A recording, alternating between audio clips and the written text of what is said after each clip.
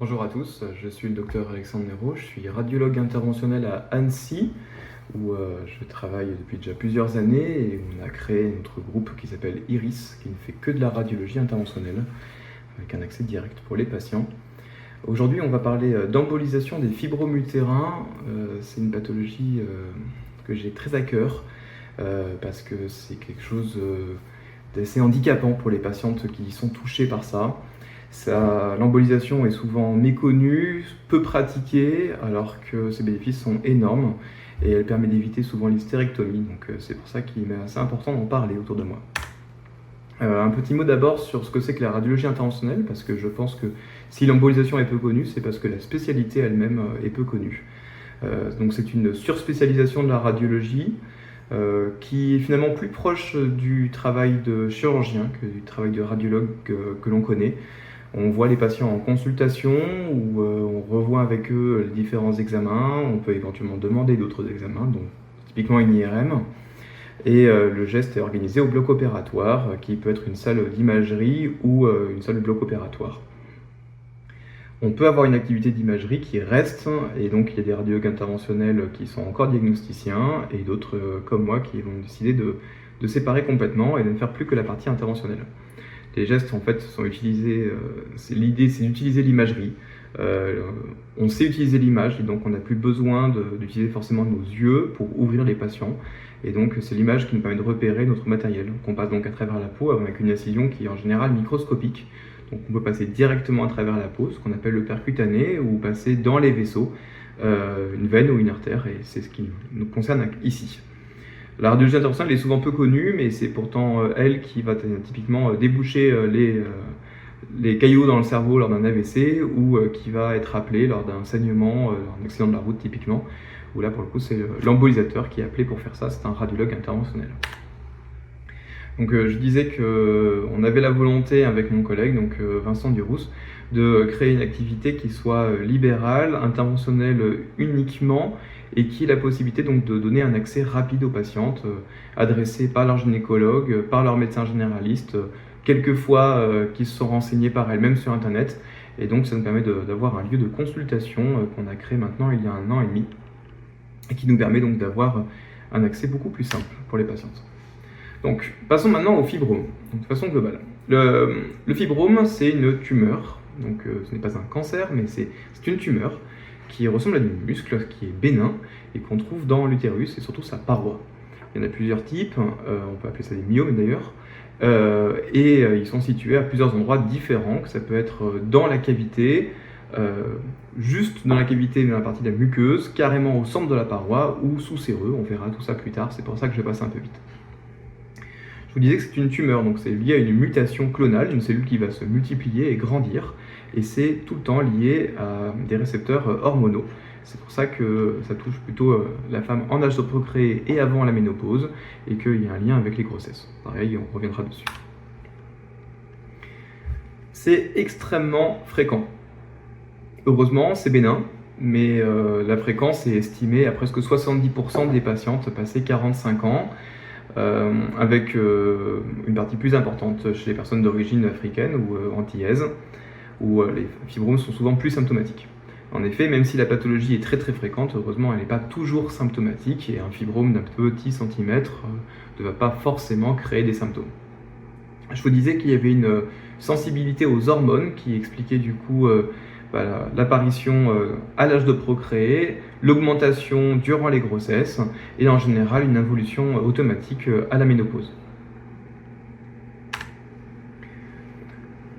Je vous parlais de différentes localisations et en effet on peut avoir plusieurs endroits différents dans l'utérus toujours et toujours dans sa paroi, mais ça peut être d'un extrême à l'autre, passer soit de la partie vraiment cavitaire à la partie séreuse.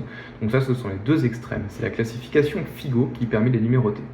Donc l'extrême 0 et l'extrême 7 sont des localisations très particulières, et de 1 à 6, on va être de façon crescendo, soit plus proche de la partie cavitaire au centre de l'utérus, et 6 plus proche de la partie externe.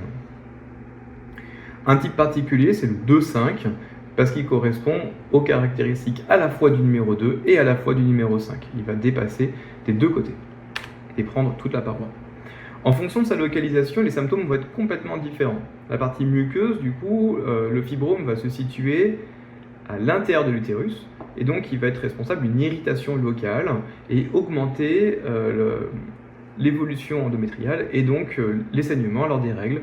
Donc on peut avoir des ménorrhagies, également des saignements en dehors des règles avec métrorragie, et souvent une anémie qui est liée, donc des patientes qui ont des saignements 3 semaines sur 4 et qui sont extrêmement symptomatiques. La partie intramurale, donc c'est le FIGO 2-5 typiquement, où on peut avoir une sorte de pesanteur et une gêne permanente.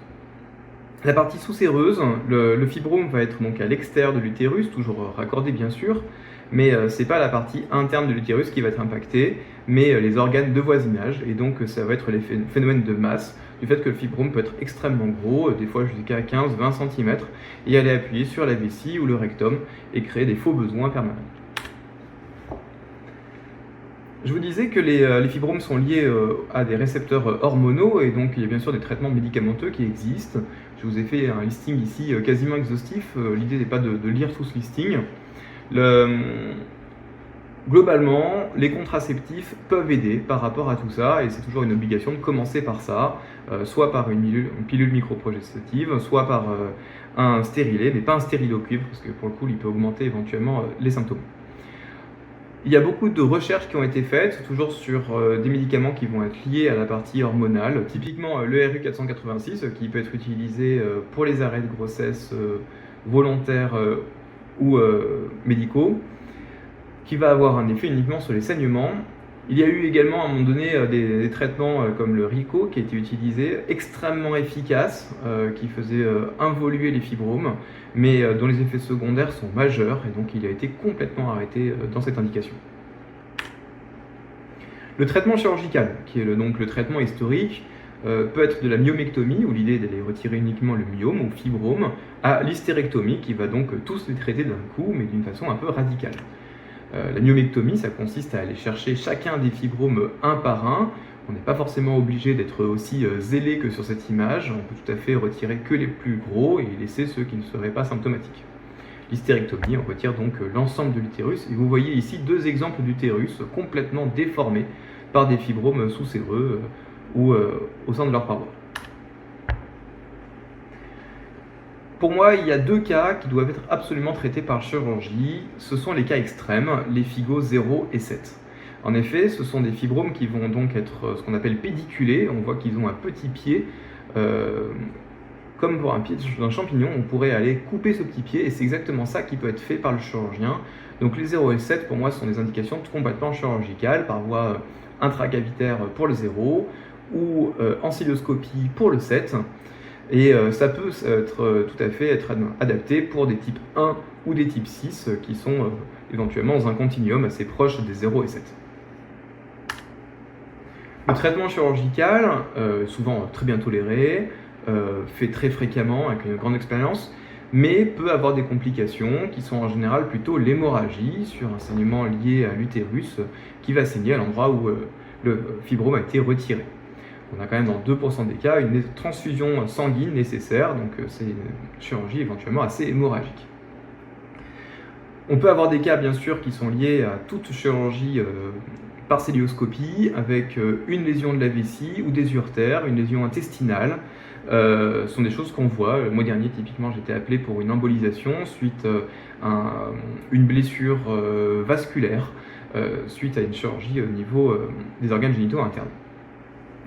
Les complications thromboemboliques sont plutôt liées au phénomène post-opératoire et inflammatoire, et donc il y a une mortalité qui est heureusement extrêmement faible, 32 femmes pour 100 000, mais pas négligeable. Et une complication qui est souvent non évoquée, je pense qu'il est important d'en parler, c'est que l'utérus a un phénomène hormonal qui n'a aucun lien avec, donc dans l'hystérectomie, qui est modifié, et aucun lien avec le fait de retirer les ovaires. On peut se retrouver donc du coup à avoir une hypertension artérielle, une pathologie coronarienne et des anomalies du cholestérol, d'obésité. Donc tout ça, c'est des facteurs de risque cardiovasculaire qui vont au final augmenter par 4,6 le risque d'insuffisance cardiaque congestive et les pathologies coronariennes. c'est souvent peu évoqué et comme je disais, ça n'a pas de lien avec le fait de faire une hystérectomie élargie. Même en laissant les ovaires, c'est quelque chose qu'on peut voir. Enfin, il y avait un risque qui était évoqué de prolapsus, qui était plutôt historique initialement sur les premières chirurgies, mais qui reste quand même encore présent de temps en temps. Actuellement, l'hystérectomie, c'est 30 000 actes par an en France. Donc on a 30 000 patientes qui décident de se faire retirer l'utérus. Ça prend en compte les traitements pour les fibromes, mais également d'autres prises en charge, typiquement une hystérectomie d'hémostase, des choses comme ça. C'est donc un acte extrêmement fréquent. Maintenant, nous allons parler du coup de l'embolisation et donc du traitement interventionnel, qui est ancien en fait, c'est loin d'être une découverte récente, souvent connue, mais mal compris et donc souvent oublié. Il y a une petite augmentation de la croissance du geste, mais vous allez voir, elle est à la marge. Une illustration, entre 2011 et 2022, l'évolution du coup du nombre d'actes d'hystérectomie en rouge, l'hémioctomie en vert et l'embolisation en bleu. On voit que l'embolisation est un acte complètement à la marge, pourtant qui a complètement sa place, on en reparlera pour le traitement des fibromes.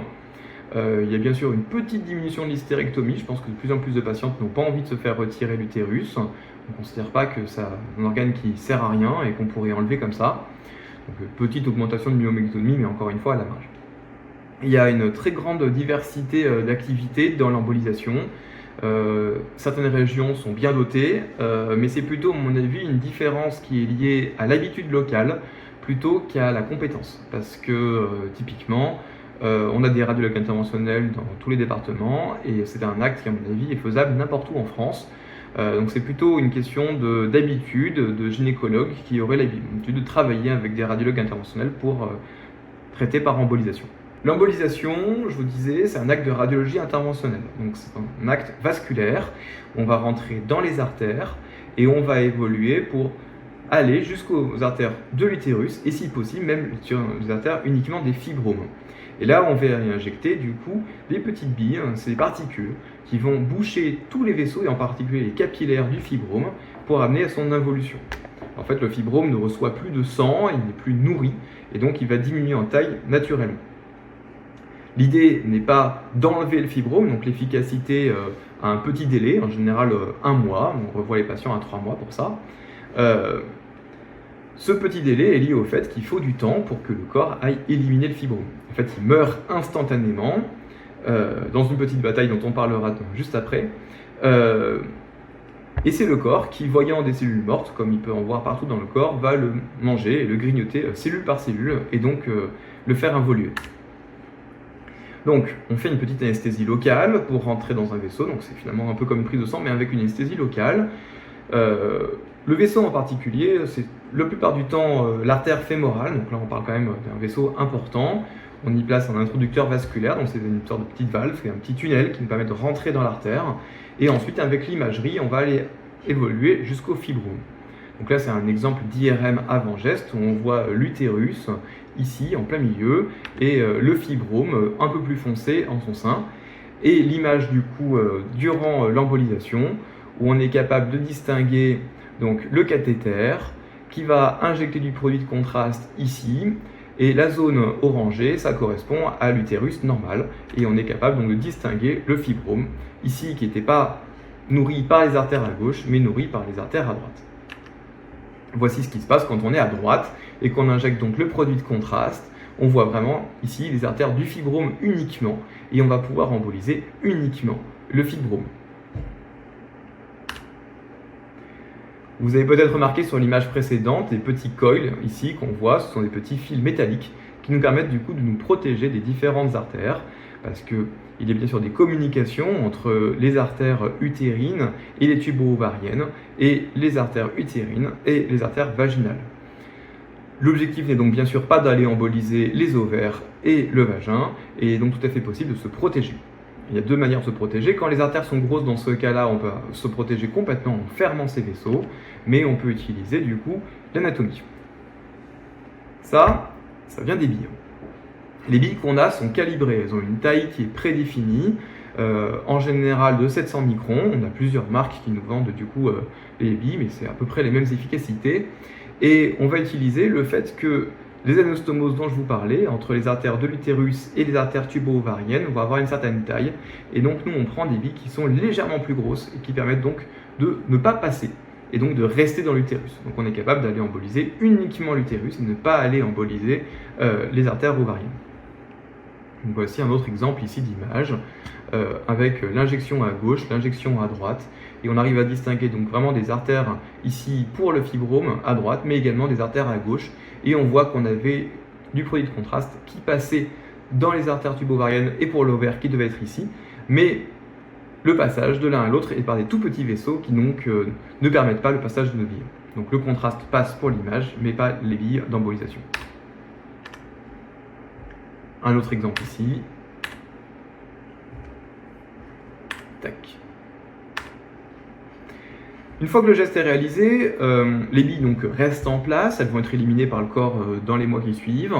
Le cathéter, on le retire bien sûr, on enlève l'introducteur, donc ce petit tunnel dont je parlais, et on appuie sur l'artère. De la même manière qu'on appuie sur une veine après une prise de sang pour éviter d'avoir un hématome, on va aller appuyer sur l'artère et laisser un pansement cette fois-ci pour appuyer très fort pendant 6 heures en général, entre 2 et 6 heures en fonction des équipes et en fonction des systèmes de fermeture qu'on pourrait utiliser. Donc la patiente est en général allongée pour tout ou une partie de la journée dans les suites. Les résultats de l'embolisation dépendent bien sûr des symptômes qui étaient liés au fibrome que nous avons traité. L'avantage, c'est que l'embolisation va traiter l'ensemble de l'utérus et donc l'ensemble des fibromes, ce qui nous permet du coup d'être efficace sur l'ensemble des symptômes qui peuvent y être liés. Donc sur les saignements, on a entre 80 et 95% d'efficacité, ce qui est énorme. Sur le volume utérin, l'efficacité sur le volume est à 50% à un mois. Je vous disais qu'il y avait un petit délai, bien sûr, pour que le corps aille éliminer les cellules du fibrome qui sont mortes. Et donc cette efficacité à un mois se majore à 3 mois et ainsi de suite, jusqu'à 1 an, où en général on obtient une efficacité à 60-90% du volume, en fonction des études. C'est énorme, mais bien sûr le fibrome reste, il reste une petite cicatrice qui en général est complètement morte et complètement inerte. Sur la compression, ça vient bien sûr avec le volume, et c'est donc à peu près les mêmes résultats que l'efficacité liée au volume, avec une efficacité souvent qui est ressentie par les patientes à 2-3 mois. Le taux de récidive est assez faible. Pourquoi?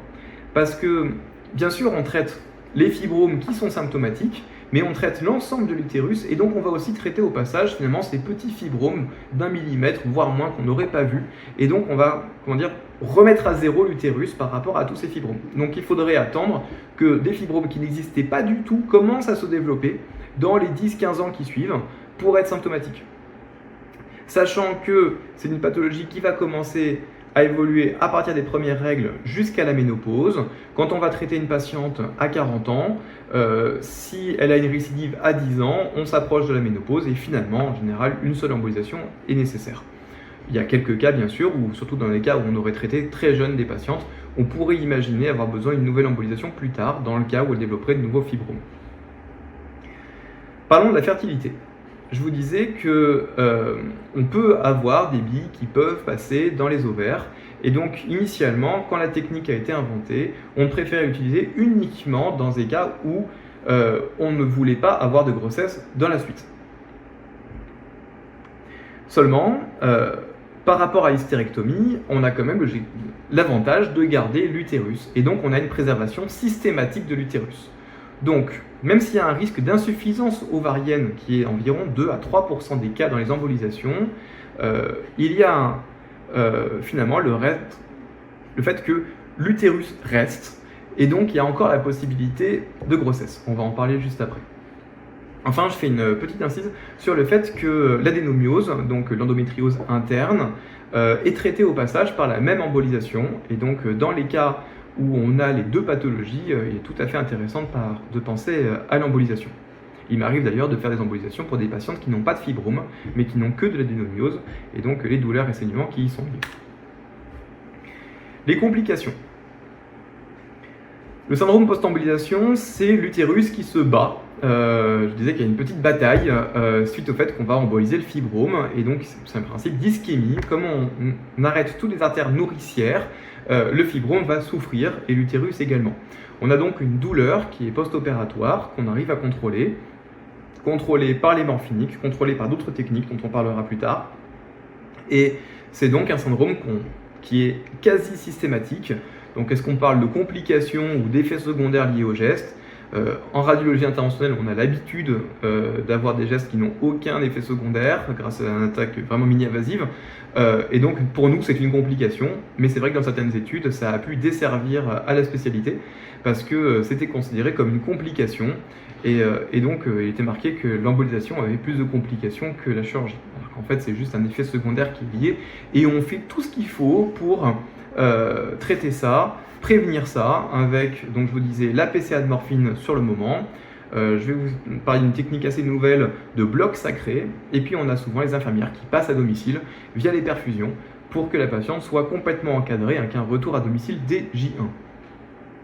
L'insuffisance ovarienne, donc c'est ce cas où les billes vont passer du coup à l'ovaire. C'est dans 2 à 3% des cas. Donc on en parle toujours avec les patientes, mais le risque est relativement rare. D'autant plus maintenant qu'on s'embête à aller chercher ces artères, du coup, comme je vous disais, ces artères du coup tubo-ovariennes qui vont à l'ovaire et les fermer éventuellement par des coils quand elles sont de taille importante. L'infection est possible, mais relativement rare, finalement, dans les mêmes proportions que par rapport à la chirurgie.